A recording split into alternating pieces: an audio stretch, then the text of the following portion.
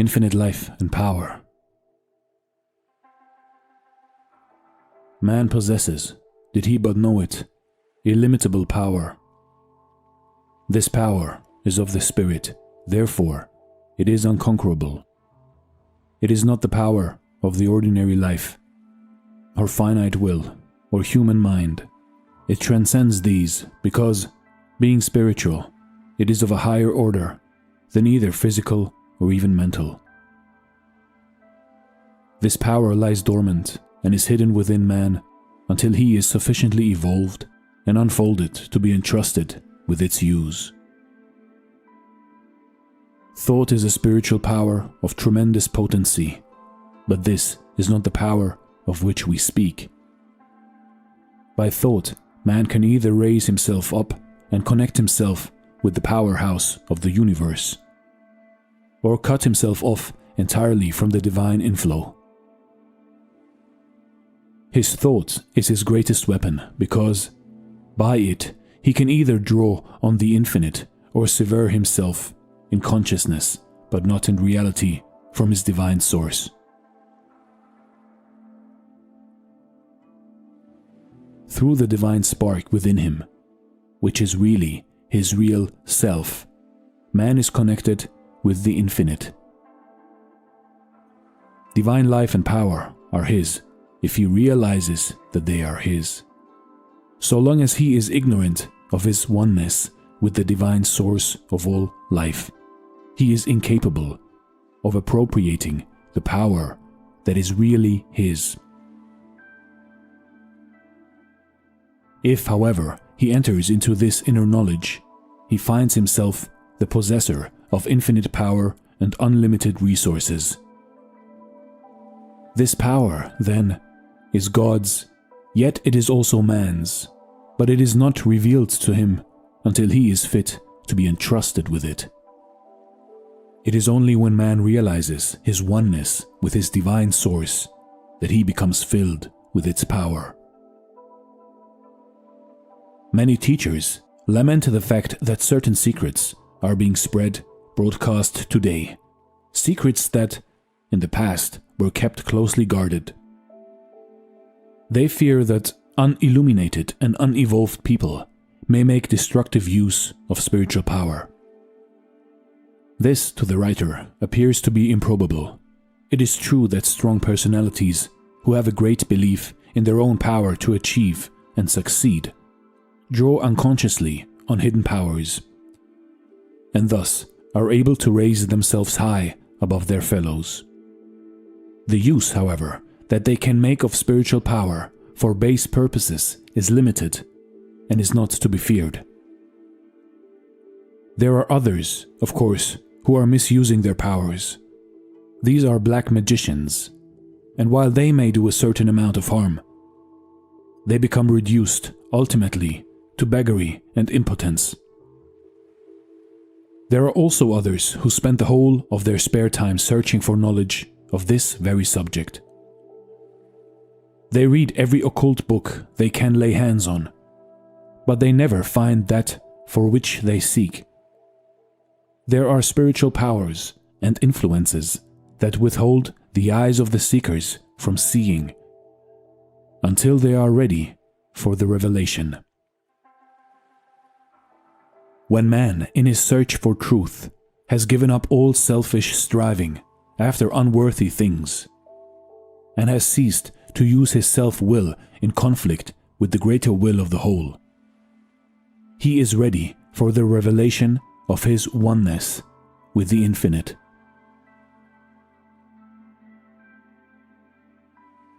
Yielding implicitly to the will of the whole may seem, to the unillumined, an act of weakness. Yet it is the entrance to a life of almost boundless power. Man is not separate from his divine source, and never has been. He is, in reality, one with the infinite.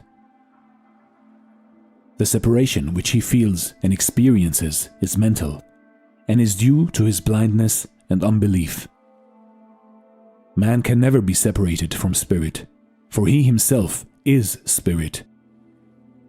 He is an integral part of one complete whole. He lives and moves and has his being in God,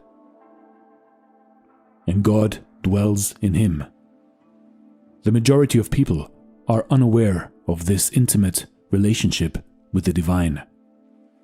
And because they are unaware, or because they refuse to believe it, they are in one sense separated from the inner life of God.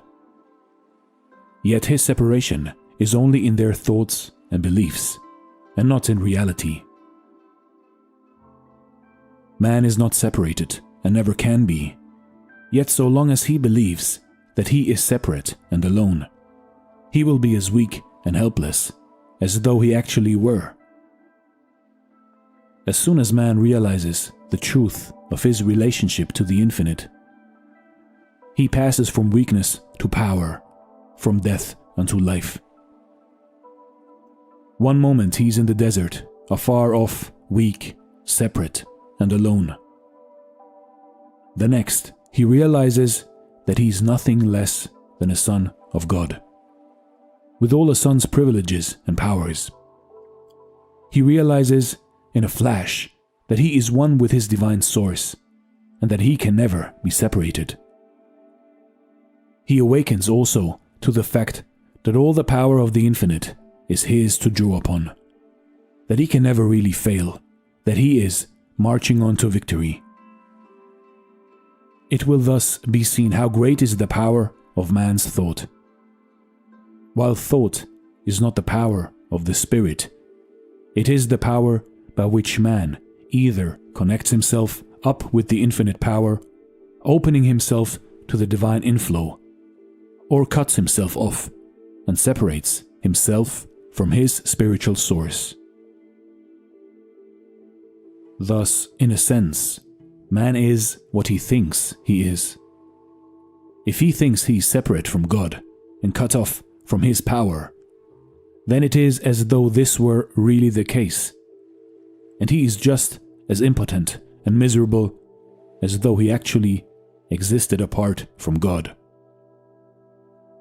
On the other hand, if he thinks and believes that he is one with the infinite, he finds that it is gloriously true, and that he is really a son of God. If he believes and thinks that he is a mere material being, then he lives the limited life of a material being, and is never able to rise above it. But if, on the contrary, he thinks and believes that he is a spiritual being, then he finds that he possesses all the powers of a spiritual being. Again, if he thinks that his work is difficult and that he is not equal to his tasks, he finds that really his tasks are difficult and beyond his powers. Yet, on the other hand, if he believes his work is easy, or, at any rate, within his powers, he finds that such is the case, and that he can do his work with ease. The power within is infinite, for, by faith in it, man is directly coupled up with the spiritual power of the universe. The divine spark within him connects him to the sacred flame, thus making him potentially a god in the making. A change, then, must take place within man before he can enter into his divine inheritance. He must learn to think after the spirit, as a spiritual being, instead of after the flesh, as a material creature. Like the prodigal son, he must come to himself and leave the husks and the swine in the far country, returning to his father's house, where there is bread of life enough and to spare. You see, in life, in your life, you have an infinite life, an infinite power, if you connect your spirit to the divine source. This is Dare to Do Motivation. Chapter 1: Infinite Life and Power. Thanks for watching, and stay blessed.